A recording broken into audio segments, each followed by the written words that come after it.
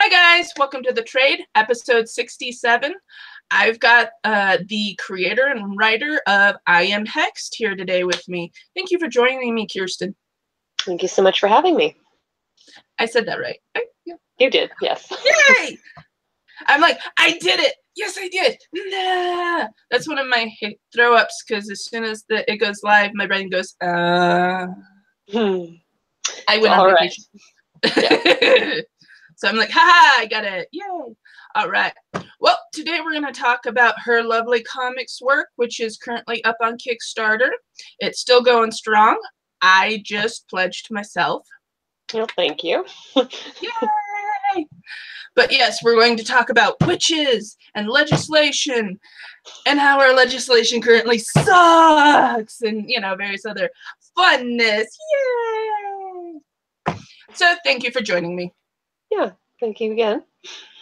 This is just gonna be fun. Yay! All right. Well, first things first, introduce yourself and how did you get into comics? Well, so my name is Kirsten Thompson, obviously, and I started reading comics, I think, as a lot of women I know did as a kid. I started out reading them when they were in those grocery store racks, those spinners. And I basically read everything I could reach, everything that was in hand level, which was not always great. It was not always kid appropriate, but I read it all. And I was fortunate. My parents were pretty open about what I read, and they started giving me, buying me comics. And then, I always wanted to make them. And so a few years ago, I started getting into editing indie comics, which was really fun, and it was a great sort of into the process because you get all the sort of the backstage stuff. You see how it's made. You're talking to everybody. You're not limited to one member of the team. You're talking to the colorist, you're talking to the letterer, because the editor and the letterer are going back and forth a lot of the time, which is really helpful. And so from there, I started sort of developing ideas, and last year I wrote a miniseries, pitched it, and it wasn't quite what the editor wanted. And then the 2016 election happened, and suddenly I had another idea. Imagine that. And so then I wrote I Am Hexed. I wrote all 4 issues, and then I pitched it, and the editor, James Emmett, was nice enough to say, holy crap, this is exactly what I'm looking for. And so it's been in production, and now it's on Kickstarter. And we actually just reached 14,000, which means that we are going to include the first 4 pages of issue 2 when we release the book, which is pretty darn cool. Yeah, it's pretty cool. So, yeah, kind of in a state of, oh my God. So, yeah. So this is happening. Yeah. Yeah, enthusiasm and, freaking out at the same time. So, fun combination, but good. Definitely fun. All right. Well, getting into comics overall, myself, same here. I got into it as a kid. I didn't get into it till a little later. I was in middle school. I mainly started as an artist myself. I got into it through the artist store. One of my classmates, because I would draw, especially in middle school, I figured out how to make money with my art. I'd draw anything anybody wanted me to draw. And I did it for 10, 20, 50 bucks. And I had a teacher have me do a portrait of her kids for 50 bucks and stuff like that. And so it got around my school. Well, one of the boys wanted me to draw his favorite X-Men. I never heard of X-Men. So he gave me about 7 or 8 issues. And I got hooked. Yeah. And this was the 80s. So this was late 80s. So that was just when like Age of Apocalypse was starting and the X-Men series and whatnot. And I got into that. It was just beautiful. Some very good things in that storyline and some things that should not have happened. So. Definitely, but nonetheless, it was still, especially as a kid, that's some good hooks right there to get you in on it. And the colors were fun, Yeah, definitely. And well, that's where I got started, so I can definitely understand reading everything within hand reach. Yeah. And oh yeah, it was a good policy. Yeah, I could, because I'm a fast reader, and so I could read a couple comics while my mother was checking out the grocery store. you know, and so she would know that she's like, okay, where are the girls? Okay, they're parked by the comics rack. I don't have to worry, you know, give them a comic or a book and they're fine. So I think that was definitely a strategy used. The strategy she still uses. Girls, do you have a book? Okay, we can have a family event now. It's Christmas, girls, put down the book. So yeah. Yeah, the same here, except yeah, my sisters aren't readers. Yeah. I'm the reader. I'm the comics fan. I'm the reader. They all think I'm a weirdo, and I'm like, yeah, I'll just keep that title. Yeah. Yeah.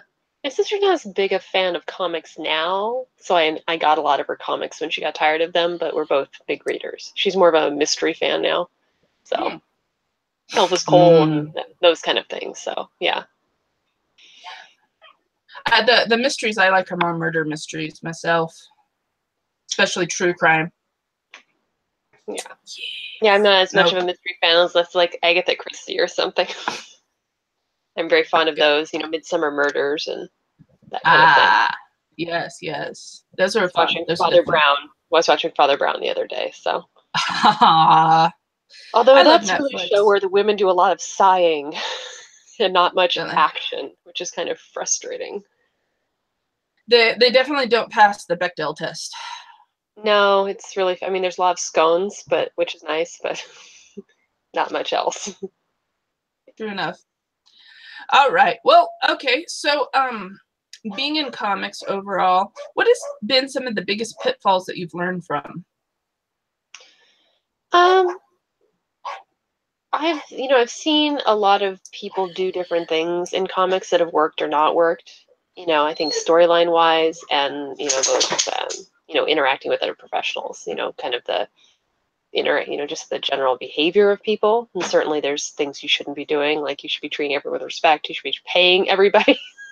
You should be acknowledging everyone on your team, you know, which is why I'm working with a great creative team. You know, Christiane Goudreau is doing the art, and Little Corvus is doing the cover, and Taylor Esposito is doing the letters, and they're all doing a phenomenal job. And I feel very fortunate that they like the book and decided to work on it. But too often I see that nobody else is listed, or, you know, they'll just list, oh, it's just the writer and artist. Like, there's other people who make books, you know, and so I think that that's something overall in the industry I hope improves. It seems to be improving. You know, there's more acknowledgement. You know, colorists are getting more credit, flatters are getting more credit, but I definitely think it's another area to improve. And I mean, that's really been my primary, you know, just sort of watching things happen behind the scenes, especially in indie, because I mean, it's such a small community. You know, I mean, comics in general is small, but indie is even smaller. So yeah. And so just watching things happen in the big two and other big publishers and saying, oh, okay, that's what we don't do. I think it's very valuable in general. Yeah, I agree wholeheartedly. That's actually kind of one of the reasons why I never wanted to work for any of the big guys, you know, was because of a lot of the not representation of a number of their different creators, you know, of the teams. Mm-hmm. You know, a lot of times they'll only emphasize the artist or the writer, occasionally the editors, and that was it. You hardly ever heard of the inkist or the colorist or the flatter, anybody else, you know? Yeah, you have to look in the credits, you know, to find anybody, you know, and if you don't know who you're looking for, you know, it's kind of a crapshoot. So I think that's unfortunate. But as I said, I think it's starting to change, you know, and I just think it's important to make sure you acknowledge those people, you know. Definitely. Okay, so with Hexed, specifically, our current political climate definitely influenced the love of that. Do you mind going a little more in depth?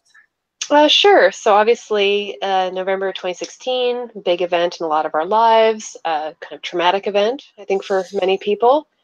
And, you know, for myself, you know, definitely was not in favor of the outcome that we got. And so, you know, watching different things that happened over the next few months, and the phrase witch hunt kept getting raised by people who would never be hunted as witches. And I thought, well, that's just curious. You know, you have these old straight white men who are convinced they're being hunted as witches when they are the ones who would be burning people at the stake if it was 100 years ago, you know, a couple hundred years ago. Yeah.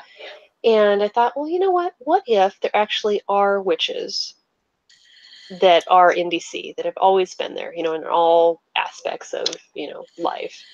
And they're not trying to control everything, but sort of trying to balance things out as much as they can within their, sort of rule structure.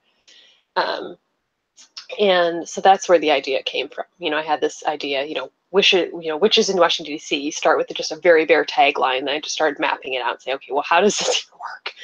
And, started outlining it and coming up with the characters and kind of the story, and then this, witch, Charlie Helm is kind of sort of, she goes to Washington, D.C. She's trying to affect change. She's not naive, I say, but she's a little idealistic about certain things. And she's learned working in DC that that's not the way things work. But when her boss gets accused of corruption, she gets sort of swept up on all that. And she's got, non-magical and magical authorities after her for various reasons. And so she's basically most wanted witch. That's the tagline. She's the most wanted witch in DC. And so she enlists the help of her ex-girlfriend, a mutual friend, and an ex-boyfriend from college. And they're trying to figure out what's going on in general, why she's the most wanted witch, what is this conspiracy, what are the political ramifications, and just trying to keep one step ahead of them and asking questions when it would be easier for her to just say, okay, I'll just follow the rules. We'll just say we're very sorry. So they keep asking the questions and keep trying to find out what's actually going on. So. Very nice. Very nice. A little bit of mystery, a little bit of politics, and a lot of magic. And a little bit of romance, yeah. So which was a lot of fun to write, because there's some bad stuff that happens, certainly, but it's not I wouldn't say, and the phrase, dark and gritty gets overused these days, but it's definitely not dark and gritty. I think it's ultimately a hopeful story, and these three, queer women working together to get shit done, essentially, to figure it out, to solve this problem. And if they can't solve all the problems, then they solve a specific problem, trying to figure out where they figure in the bigger picture. So. Right. Very nice. Very nice. Overall, if you were to put this in a bookstore right now, what would you list it under? Well, my bookstore is an enormous graphic novel shelf in the back. It's a Barnes & Noble. And so, it would go with comics, and it's hard to categorize it, because I'd say that, because you certainly have, it's kind of a magical thriller, I think, if you want to just distill it down. But, there's some mystery there, there's some romance there, but I think it would they might categorize it as fantasy, because there's magic, that sort of broad category. Yeah. Very cool. Very cool. Overall, how did you get your team together of everybody working with you? Well, some of them, I looked for online and, worked with an editor to find. And then someone like Taylor, he and I have actually worked together in previous projects, and we refer work to each other, if we think we'd, be a good fit. And he's someone who I bounce ideas off of all the time, and he bounces things off me. It's like, hey, I'm doing this logo. What do you think? Does this look right? And I'll say, hey, I've got this idea. Is this completely off the wall or not? And, it's nice to have that sounding board, can give you honest feedback, is supportive. And so he got to read I Am Hexed fairly early on, really early on. I think as soon as I finished draft, I said, hey, you want to see this thing? And I threw it at him. He said, this is cool, or something like that. And decided, yeah, I'll work on this.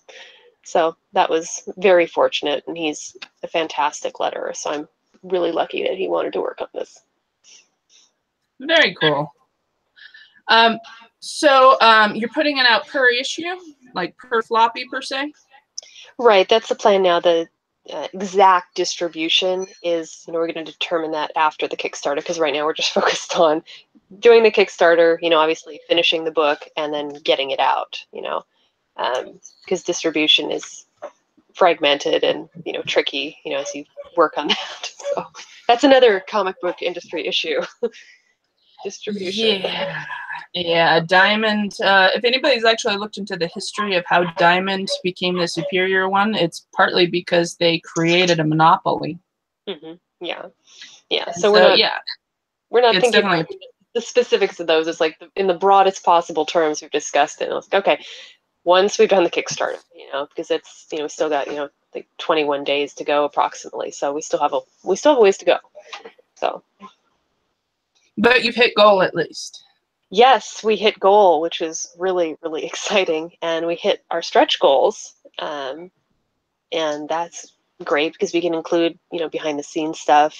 Everybody's on the physical tiers gets Equality's magic bumper stickers, which are really cute.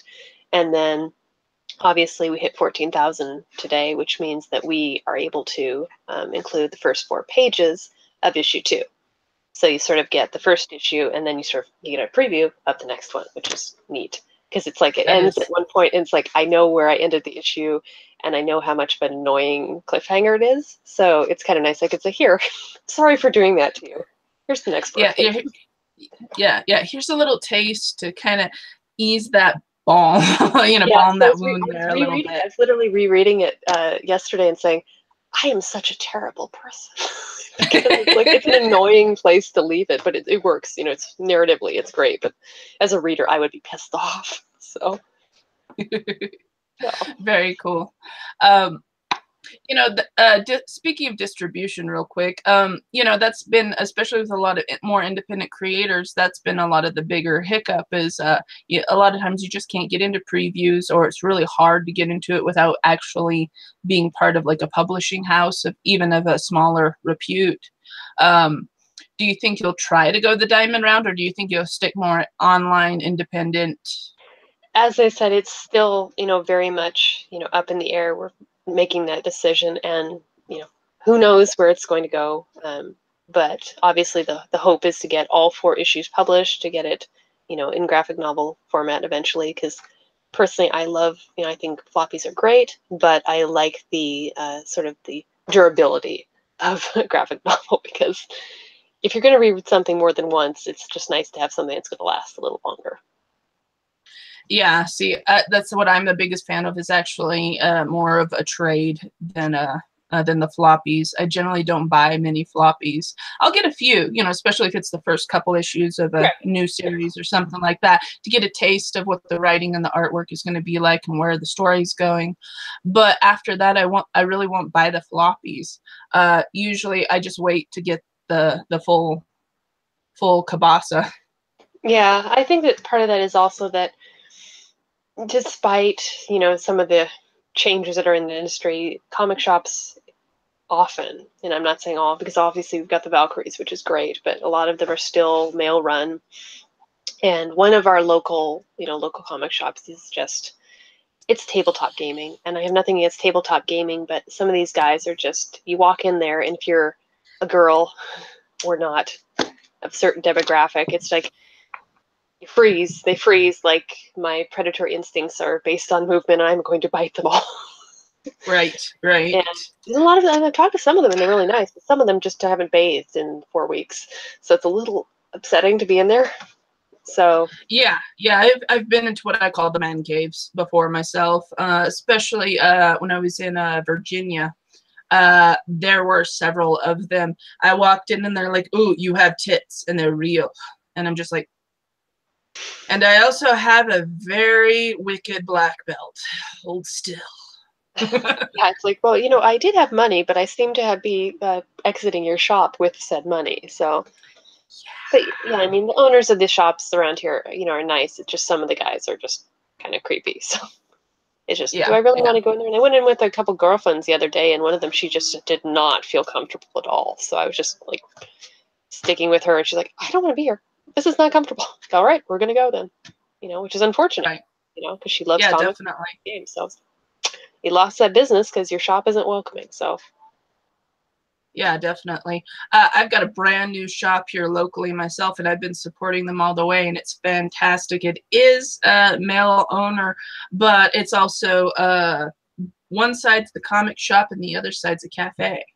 Oh, and that's it's working out pretty well for them. So it's actually turning out really, really nice. And they got a fantastic selection. I'm going to try to do a podcast there probably in the next couple of months. Hopefully, if we can get all this recording equipment to behave. Right. That's the tricky part there. Hmm. Definitely. But it's a fantastic shop. If anybody's ever in Farmington, New Mexico, go check out Tales of Tomorrow. It's great. It's a beautiful shop. One of the things I like about my area is we still have a lot of the older buildings, even though a lot of the older shops. And this one, this was the original Main Street for Farmington. And the shop still has the original wood floors, the pressed tin ceilings, Oh, and really pretty. oh yeah, gorgeous, gorgeous. Still has some of the woodwork everywhere. It's beautiful, and it's just very welcoming. They've got a kids section. They've got the more adult stuff behind the counter, and then Yeah. they've got some gaming paraphernalia. And there's actually a gaming shop across the street. So that way, if you really are a hardcore gamer, you can go to the game shop, and they do have a tabletop area. And that was actually one of the deals the shop owner of Tales made, was with the game shop across the street, saying, look, I might have a little bit of game stuff. I'll leave that to you, though. Yeah. Just a good deal, I think, for both of them. Yeah, definitely. It brings everybody business over that way. And it's just getting better because, like I said, it's new. It's been open about 6 months now, so it's still pretty nice and squeaky new. Yeah. But yeah, I try to go to, sketch night. We have it on Wednesday nights every week. I try to go when I can. It works out really well. But yeah, I've definitely been to the man caves of uncomfortableness where I have 2 black belts. I'm going to prove them to you if you touch me. Yeah. Yeah. Some of them are just, yeah. Yeah, that loving atmosphere of man cave. It's just man cave. It's all man cave, and it smells like socks and dirty underwear. Yeah. Very unpleasant. Yes. I'm like, it's called potpourri, guys. Just put it in every corner of the whole shop. Just potpourri everywhere. It'll help. It'll help. Yeah. Or yeah, I mean, I make scent oils, and it's like I could make you guys a scent oil that would be very masculine, quote unquote, that would still smell better than it would smell amazing. Yes. You'll walk in and you'll think it's a fucking Old Spice commercial. Come on now. Yeah. So the dog is trying to get on my lap. Go lay down. Go on. Oh, but by the way, guys, this is the all pets edition. If you heard in the background, my lovely dogs are having a field day, and apparently her lovely little pets are as well. So yeah, don't understand why I'm on the computer. So yeah, they're like, Mom, I'm here. I need your hands. yeah, no, any moment now my Bengal may come in and just stand behind the computer and just scream at me. So that'll be fun. Going, Mom, what are you doing? Yeah, then he'll knock stuff over. So that's been my work day, is trying to work around a cat or 3. So we do what we Always can. Fun. Yeah. All right. Well, okay, so to bring it back around here real quick, if somebody is starting out in comics, what advice would you give them? First off, read everything you can. I think that you need to read in all genres. You need to read by a lot of people, both because it's just good to see how other people write and, draw and all that, but also just to see what's out there, because obviously you don't want to be the same as everybody, but it's just good to know what you're building on. And so I read a lot of different stuff. I read stuff from the big 2. I read indie stuff. I read web comics. So I read anything I get my hands on. I'm always like, recommend me stuff. I'll read it. I may not like it, but I'm going to read it. So I also tell people to read actual novels too. Go ahead and read some of the old ones, go ahead and read To Kill a Mockingbird. Go ahead, get some of that, just somebody else's different point of view and different voice. Yeah, no, I think you should read everything. I read a lot of manga too, because it's just, a different style, obviously, but there's a lot of really cool stuff being done in manga that, Western comics often doesn't think to do. It's when it's executed well, it's amazing. It's not always executed well, but when it's done great, it's just so much fun. Oh, definitely. you know, and I found I'm actually going to be teaching a workshop. I was going to be teaching it this summer, but the summer plan didn't work out. I'll be teaching it at the comic shop, so we're going to plan for October. But I'm just going to do a basic 4-week course on kind of how to make a basic, like, just 2-page comic. You know, just to give everybody a different idea. And one of the biggest pieces of advice I ever got was pick out your favorite novel and try to write in that voice just for fun, you know, just to give yourself a writing exercise, you know, and try to, because that was some of like my first fan, you know, comics / stories that I wrote and drew was off of Anne McCaffrey's Pern series, you know. Pern series, yes, I remember those. Dragons, yes, dragons. Those were so fun. Yeah. Oh yeah, definitely. And you know, and I really learned how her voice came out in the book, and how I could use that. And yeah, technically I was writing just fan fiction, but that's okay. It's a good writing exercise because then you can develop your own voice when you kind of. Fanfic is definitely. I think it's, and I've seen so many authors talk about, you know, how important fanfic is, and I think it is. I think it's a great training ground, you know. And it's also a good de-stressing ground if you're working on a project and you want to express some feelings about, you know, a movie that didn't go the way you wanted it to. You can write fanfic, you know, and instead of raising money to remake a movie that was just fine, that didn't need to be remade. Which one? Yeah, I think it's now on Netflix. So I feel that if it's on there, I have to check tonight and see if it's on there. If it does, I just put it on just to bump its stats, you know. Just feel the need to do that passive aggressively. Stephanie Myers. Yeah, I'm definitely with you. As cringy as it is, and you don't have to show it to anybody. That's one of the other things, you know, I've been trying to emphasize to a lot of people is I still write fanfic just for the writing exercise. I don't show it to anybody. You know, and when I'm done, I'm like, okay, I can hear their voice, I can hear mine, I can differentiate between the two, and then I can understand how they use the tools of writing, you know, because there's a little toolbox of writing. I think there's also something to be said for a pseudonym, you know, because I definitely have a, you know, I have a pseudonym that I've used for fic in the past, and it's like the only people who know that are, you know, really, really close friends, and I'm certainly not going to post it on openly in my Twitter account, say, by the way, I wrote this 5 years ago. Look how much I didn't know at the time, and, you know, because your writing style evolves, obviously, you know. Oh, definitely. You know, or you might jump into a fandom and then something happens and you're like, oh, I'm not going to do this anymore because it's a hot mess and I just don't need to be involved in that, you know.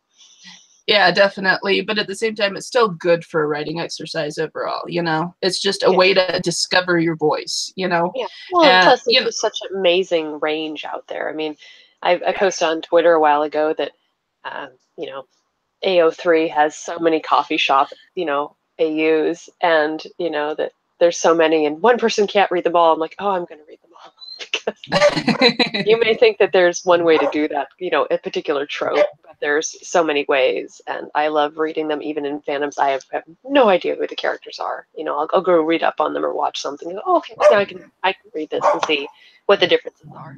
So. Yeah, I just try to emphasize how much it is that it's a way to find your voice. And then once you've discovered it better, you know, you've refined yourself a little better, then try writing your own story. Just, you know, maybe a short one, you know, a couple pages. Don't push hard, but give yourself a theme, something close to you. One of my favorite themes is actually witches, you know, that's near and dear to me. That's one of my favorite themes. So that's actually what I try to kind of write in sometimes just for as a fun writing exercise.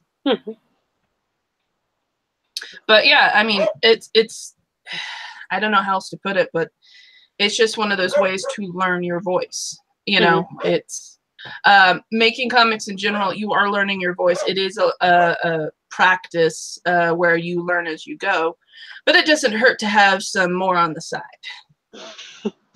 Well, plus, in fanfic, you have a community there who is going to give you feedback, and it's not going to be some of the, trying to think of a good word, it's some of the feedback, it's going to be constructive, but they're not going to bash you usually if you say you're just in for, you know, gentle crit, but if you're in for con crit, then they're going to, you know, be a little more forceful. So in general, the community is pretty solid. I mean, there's wars and ridiculous behavior sometimes, but for the most part, if you just say, "Hey, I just need some gentle feedback," and people do give that to you, so which is great. They're really nurturing community. So I think it's a really undervalued by certain sects. It's undervalued, you know, environment to learn your craft and grow. Definitely, definitely. It's a good spot to leave off here. Okay, so I currently have been getting into Moonstruck. I don't know if you've seen this series over at the comic shop. It's currently, I believe, 3 issues out now. It's in floppy form. Mm-hmm. It's just fantastic. It's witches, werewolves, coffee shops. Yeah, I've read it, and I've recommended it to friends who are ecstatic. They're like, "Oh my God, I didn't know this kind of comic was out there," because I think for so long it's been, the perception of comics has been, it's just superheroes, you know, and now it's much more available. And so I'm recommending these things to people that go, "Holy crap, I like comics," because not everybody wants to read Kate's stories, which is fine. You know, it should be okay. Yeah. And so they're getting into other things, you know, Goldie Vance and obviously Lumberjanes, which is, I've seen everybody read that. You know, it's like, there's so much more out there. There's so many different stories you can be telling. It doesn't all have to be punching and superheroes, although punching and superheroes are fun, you know? Oh, definitely. Yeah, my buddy Dave, he does punching superheroes one, but it's all almost the team is advanced, but it's more focused around the female leads. Mm-hmm. And girl power is what it's called. Yeah, that is cute. It's fun. It's definitely fun. And they're all buff. They're like super buff. I mean, he does that real intricate from the 80s kind of hard muscled. Everybody's kind of hard muscled, but it's actually proportional. Yeah, yeah. And the main lead, she's this skinny little beanpole. Mm. Her superhero name is Halo, and it's a lot of fun. It's definitely, he makes some good superhero comics, but yeah, there's just such a great variety, and it's just getting more and more developed. You know, that's the best way to put it. Is for a long time there, ever since they did the censorship back in, what was it, the late 70s, early 80s there, when the comics code got knocked on everything. That really tamped the overall market down. And then in the 80s, this more punk, underground comics and all of that picked up the mantle, so to speak, and really pushed more genres out there, but they were all still independent. So it was, I like our atmosphere now, especially since we have the internet, to be able to share with everybody all of our stories. And it took down a lot of those sharing barriers. Mm-hmm. Yeah, and I think that we're having so many other publishers come up now, you know, and they're having so many different offerings. It's really important too. It's just, people know that there's more companies out there. Just essential. Yes, yes. I mean, you know, I'm a company of one myself, but that's okay. You know, it's just that may change later. You know, I'm kind of open, you know, to that. But that's also why I don't think I ever work with for any of the bigger guys, is because they just don't seem to embrace it as much as they should. And that's my point of view, personally. So, okay. So, if you were to recommend any of the newest comics to a brand new reader, what would it be? Oh my God, that's a really hard question. Partly because what I've been doing right now is I'm on a Star Wars kick, and I asked a friend of mine, to recommend me a metric ton of Star Wars comics, and so I've just been catching up on some stuff that I hadn't read, which has been really fun, and just makes me want to watch the movies again and the Clone Wars. But you know, I think things like Goldie Vance and Moonstruck and gosh, so I have like, I'm surrounded by my bookshelves. You can't see them all. I can literally lean over and look at them. Yeah, just a lot of, I mean, there's just so many books out there. It's really dependent on your taste, what you're looking Right. for. I mean, I think that there's certain Marvel comics that are really good now. There's certain DC comics that are good now. I personally I'm really limited in what DC stuff I read because, you know, just personal opinion, personal Right. taste. Right. But, I'll read anything with Jason Todd because I'll just do that. And that Yeah. certainly has been, that title has Yeah. been through a lot of iterations. Definitely. Some good and some not so good. I'll read anything that J.H. Williams III has drawn. Yeah. Anything. Yeah. No matter what it is. No matter what it is. I'm just like, yeah. Yeah.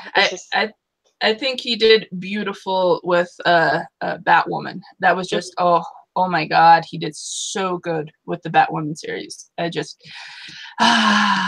yay. Yeah, I think that something like Giant Days, I've noticed a lot of the really good indie stuff has been starting with a G. It's like oh, it's just interesting. It's kind of a funny little quirk of titling, as it were. Definitely. One of my favorite series to start back up again was Strangers in Paradise. Have you seen that? Oh gosh, yes. I have all the volumes. Take up, entire bookshelf basically. Oh yeah, definitely. I'm a big supporter of them, and my favorite all-time series, and it's actually from one of the big guys, is Transmetropolitan. That is one of my all-time favorites. I constantly go back and reread. Yeah, for me it's Mike Carey's Lucifer. So I love that, particular, his run on that was just phenomenal. So definitely like to reread that one over and over and over again. Yep, that's definitely one of my bathroom reads, so to speak. Yeah, I have the floppies, but I did get it, collected because it's easier to reread. So definitely. All right. Well, I want to thank you so much for letting me take up some of your time and telling everybody about Hexed. Guys, you can just Google search Kickstarter, I Am Hexed. I'll also have links down in the doobly-doo for anybody that needs them. You can check out I Am Hexed on Twitter at Hexed_comic, or you can check out Kirsten at Cat Ann Thompson. And again, links will be down below. So thank you so much for joining me. I appreciate it. Yeah, well, thank you so much for having me on. Very much so. All right, guys, till next month. Bye.